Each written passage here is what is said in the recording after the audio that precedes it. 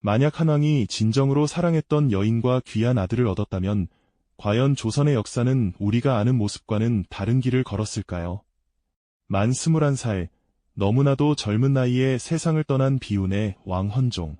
그의 짧은 생애를 결정지은 것은 도대체 무엇이었을지 그 숨겨진 이야기가 궁금하지 않으신가요?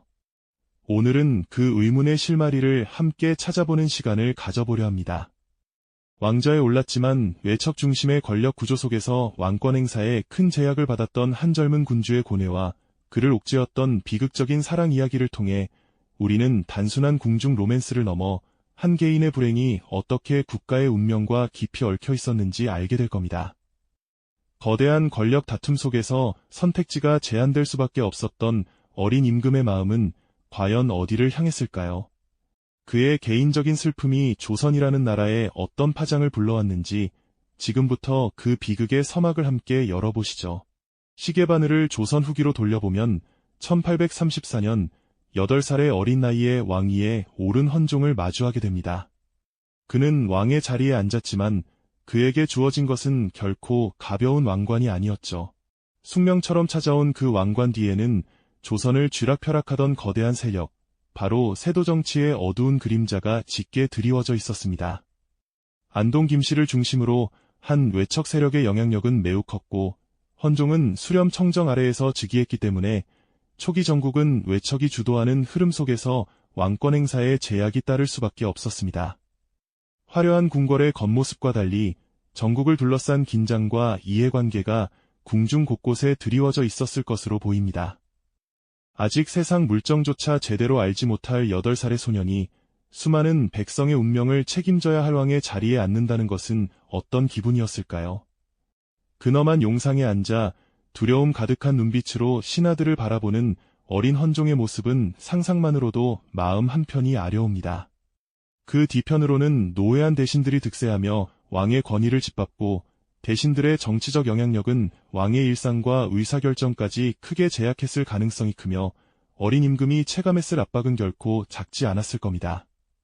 왕의 이름으로 시행되는 주요 정책과 인사에는 외척 세력의 영향력이 강하게 작용하고 있었으며 헌종의 즉위는 개인적인 삶에 들이운 거대한 먹구름과 다름없었습니다. 어쩌면 그는 태어날 때부터 자신의 의지와는 상관없이 정해진 길을 걸어야 했던 비운의 왕이었을지도 모릅니다. 왕이라는 이름표를 달았지만 정작 자신의 삶조차 온전히 가질 수 없었던 소년왕. 그의 눈앞에 펼쳐진 궁궐은 화려했지만 그 안은 차갑고 냉혹한 정치적 계산만이 가득한 공간이었을 겁니다. 마치 덫에 걸린 새처럼 날개를 펼치고 싶어도 펼칠 수 없는 답답함과 무력감이 그의 어린 가슴을 짓눌렀을 테죠. 이러한 상황 속에서 헌종은 점차 성인이 되어갔지만 세도 정치의 위압감은 조금도 줄어들지 않았습니다. 오히려 그 압박은 더욱 거세졌고 혼인과 후사 같은 왕실의 핵심 문제는 개인의 뜻보다 정치적 이해관계와 왕통의 안정이 우선되는 방식으로 추진되는 경우가 많았습니다. 한 인간으로서의 헌종은 거대한 정치적 흐름 속에서 그저 미약한 존재일 뿐이었을까요? 그의 즉위는 단순한 왕위 계승을 넘어 한 왕조의 미래를 뒤흔들 비극의 씨앗을 품고 있었는지도 모릅니다. 이제 막 왕으로서의 삶을 시작한 헌종에게는 과연 어떤 시련들이 기다리고 있었을까요? 왕위에 오른다는 것은 단순히 권좌에 앉는 것을 넘어 거대한 운명의 수레바퀴에 몸을 싣는 일이었을 겁니다. 이제 막 성인이 된 헌종은 그 빛나는 왕관의 무게만큼이나 무거운 현실을 마주해야 했죠. 그의 앞에는 왕의 권위마저 집어삼키려 들던 세도 정치라는 거대한 파도가 기다리고 있었습니다. 당시 조선은 안동 김씨와 풍양 조씨 같은 외척 세력이 권력을 쥐락펴락하며 왕실의 기강마저 흔들던 시기였으니까요. 어린 왕은 이 거대한 정치적 흐름 속에서 자신의 의지보다는 가문의 이해관계에 따라 결정되어야 하는 참으로 무거운 숙명을 안고 있었습니다. 왕실의 가장 중요한 책무 중 하나는 바로 후사를 잇는 것이었죠. 특히 왕의 계승은 단순한 혈통을 넘어 국가의 안녕과 직결되는 문제였습니다. 헌종이 왕위에 오르자마자 가장 먼저 직면한 과제 역시 바로 왕비 간택이었습니다. 이는 사랑보다는 정략이 우선되는 잔혹한 현실이었습니다. 1837년 헌종은 안동 김씨 가문의 김조근의 딸, 즉 훗날 효연왕후가 되는 여인과 가례를 올립니다. 이 결혼은 당시 가장 강력한 세도 가문이었던 안동 김씨의 입지를 더욱 공고히 하는 정치적 결합이었죠. 효연왕후는 기록상 단정하고 예법에 밝았던 인물로 전해지지만 이 혼인은 당시 안동 김씨 세력과의 정치적 결합이라는 성격이 강했습니다. 화려한 가례식이 치러지는 동안 젊은 왕의 마음속에는 어떤 감정이 피어났을까요? 그저 한숨과 체념만이 자리했을까요? 왕비의 자리는 분명 존귀했으나 그 자리에는 왕의 진실한 마음이 깃들 여지는 많지 않았습니다. 왕실은 끊임없이 대를 이어야 한다는 압박에 시달렸고 헌종 또한 하루빨리 아들을 얻어 왕조의 미래를 굳건히 해야 하는 무거운 짐을 짊어져야만 했죠. 하지만 안타깝게도 효연왕후와의 사이에서는 오랫동안 후사가 생기지 않았습니다. 이는 헌종 개인에게는 물론 왕실 전체에 엄청난 불안감과 압박으로 다가왔을 겁니다. 경빈 김씨와 함께한 그 시간은 적어도 잠시만큼은 궁중의 무거운 공기 속에서 헌종이 숨을 고를 수 있는 틈처럼 느껴졌을지도 모릅니다. 하지만 왕의 사랑은 결코 개인적인 감정으로만 머무를 수 없었습니다. 임금의 총애가 특정 후궁에게 집중되면 궁중 내부의 역학과 외척 세력의 이해관계에도 민감하게 작용할 수 있었고 그 자체가 조정의 긴장 요인이 되기도 했습니다.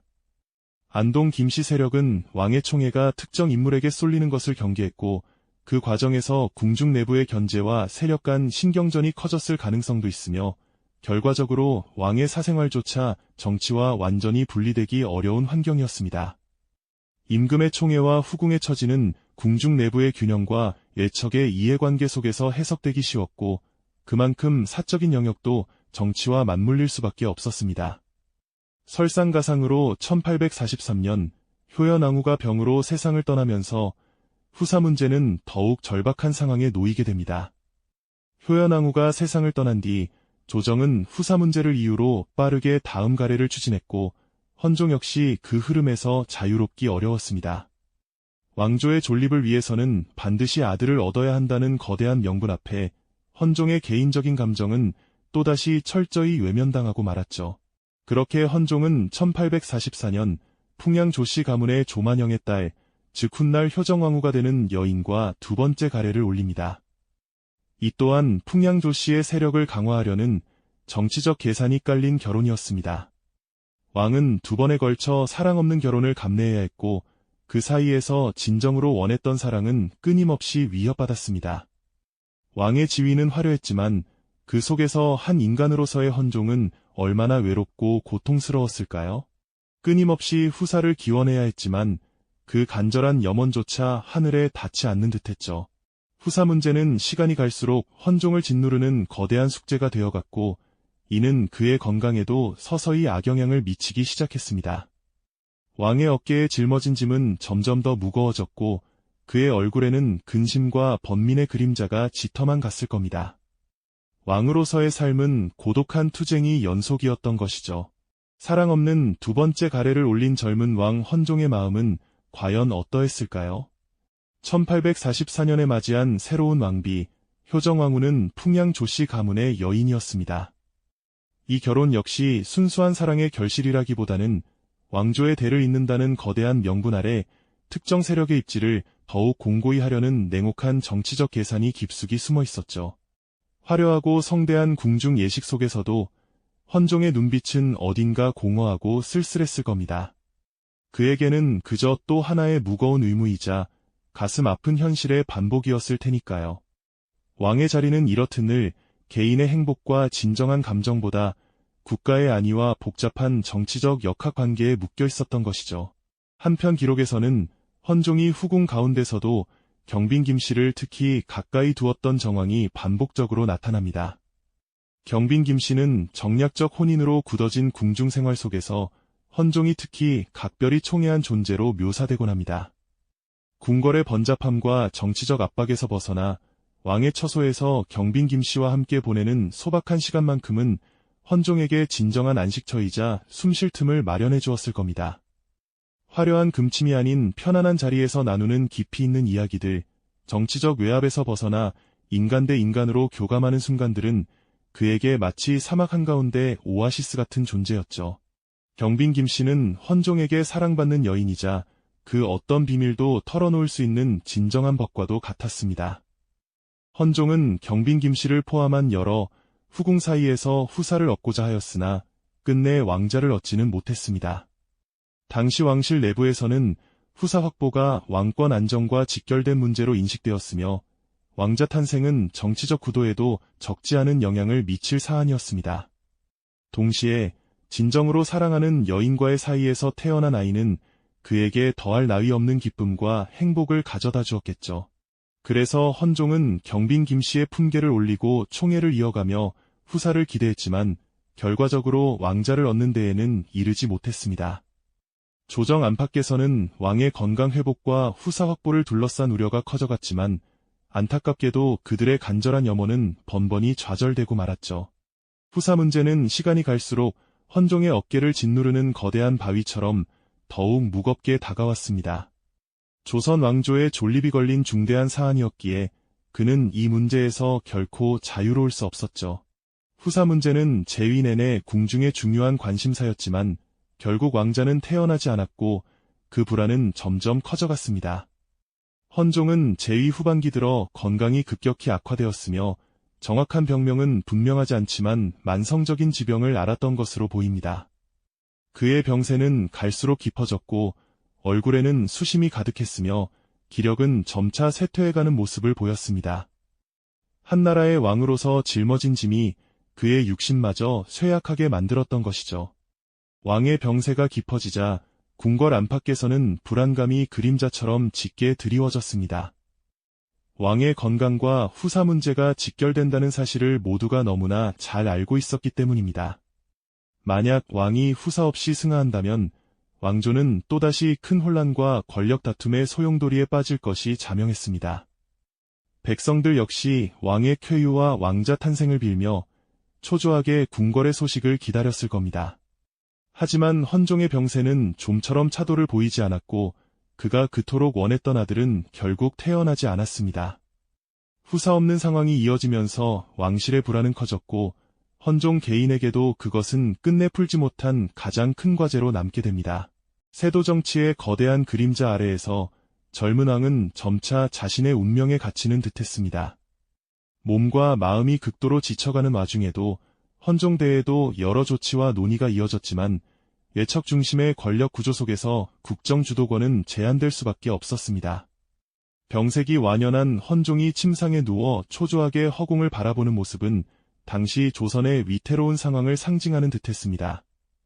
왕의 개인적인 불행은 단순한 한 인간의 비극을 넘어 조선이라는 거대한 왕조의 미래를 위협하는 심각한 위기로 변모하고 있었습니다. 그는 자신이 그토록 염원했던 후사를 얻지 못한 채 점차 죽음이라는 거대한 그림자에 휩싸여 갔습니다. 그의 마지막 나날들은 절망과 고독, 그리고 이루지 못한 꿈들로 점철되어 있었을 겁니다. 헌종의 병세는 좀처럼 나아질 기미를 보이지 않았습니다. 그의 몸은 날마다 야위어갔고 창백한 얼굴에는 깊은 수심만이 가득했죠. 침상에 의지한 채 흐릿한 눈으로 창밖의 푸른 하늘을 바라보던 왕의 모습은 그 자체로 애처로웠습니다. 어쩌면 그 하늘 너머에 그토록 염원했던 아들의 모습이 아른거렸을까요? 왕의 개인적인 불행은 단순한 한 사람의 비극을 넘어선 것이었죠. 후사 문제와 왕의 병세는 조정이 가장 민감하게 반응하던 불안 요인으로 작용했습니다. 백성들 역시 왕의 쾌차와 왕자 탄생을 간절히 빌었지만 그 기도는 닿지 않는 메아리에 불과했습니다. 외척 중심의 권력 구조와 후사 문제, 그리고 병세 악화가 겹치며 헌종이 처한 정치적 부담은 끝내 가벼워지지 않았습니다. 왕은 그저 침묵 속에 자신의 비극적인 운명을 받아들일 수밖에 없었을 겁니다. 삶의 마지막 순간까지 고독했을 젊은 왕의 모습은 결국 헌종은 1849년 만 21세라는 젊은 나이로 승하였습니다. 그토록 바라던 후사를 얻지 못한 채 말이죠. 후사 없는 현실 속에서 젊은 군주가 개인의 삶과 왕실의 책무 사이에서 끝내 해소하지 못한 과제를 남긴 채 떠난 비운의 왕이었습니다. 그의 후사 없는 승하는 왕위 계승 문제를 다시 불러왔고 이는 결국 종친 가운데서 새로운 왕을 옹립하는 과정으로 이어졌습니다. 왕위를 이을 아들이 없다는 사실은 또다시 권력의 공백을 만들고 수많은 암투와 혼란을 예고하는 불길한 신호였죠. 병상에서 맞이한 마지막 국면은 후사 없이 젊은 임금이 세상을 떠나야 했던 비극성과 함께 조정이 느꼈을 불안까지 드러내는 대목이었습니다. 한 인간으로서의 사랑과 희망, 그리고 왕으로서의 책임감 사이에서 고뇌했던 그의 삶은 결국 시대의 거대한 폭풍 앞에서 허망하게 쓰러져버린 안타까운 운명이었죠. 헌종의 이야기는 단순히 한 젊은 왕의 비극적인 사랑이나 개인적인 불행을 넘어섭니다.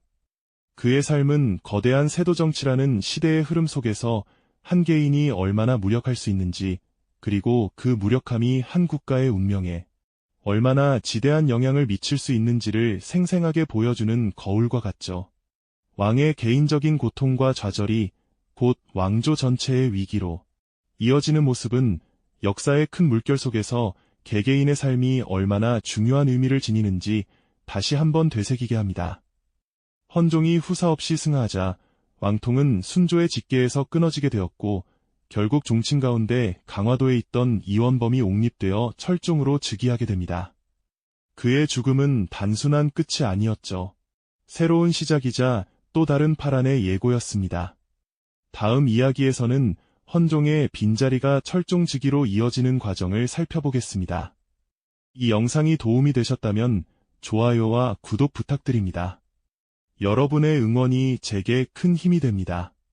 다음 영상에서도 더 유용한 정보를 공유하겠습니다. 감사합니다.